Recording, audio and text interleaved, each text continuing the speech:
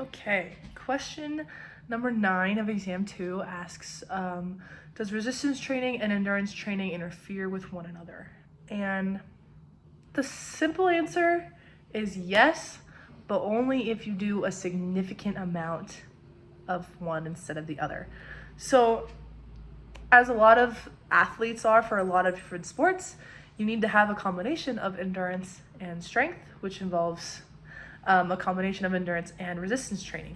But if you are endurance training for more than 2 days a week for about 30 minutes a day, then that can potentially diminish your hypertrophy goals.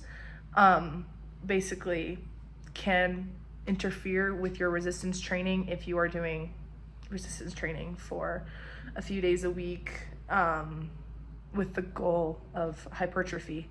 But resistance training, it releases an enzyme called mTOR, and mTOR is an enzyme which really is a catalyst for protein synthesis.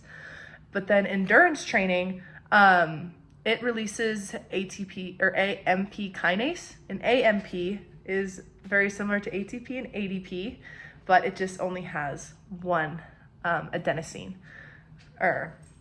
phosphate. So ATP has 3 phosphates, ADP has 2 phosphates, and then AMP has 1. So resistance training releases mTOR, endurance training releases AMP kinase. I'm sorry, these are all tongue twisters. But AMP kinase, it also releases TSC2.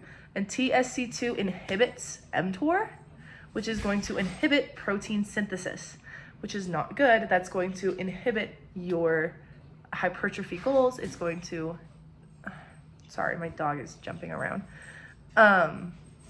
It's not gonna help you with your resistance goals if you have too much TSC2. So we also talked about in class that resistance training first before doing endurance training increases protein synthesis because of those chemical reactions, but the order doesn't really affect mitochondrial genesis, and that's what AMP kinase does, is it increases mitochondrial genesis, which is the creation of mitochondria in the cells, which is also good. My dog won't stop jumping around, but yeah, that's how endurance training can possibly inhibit resistance training.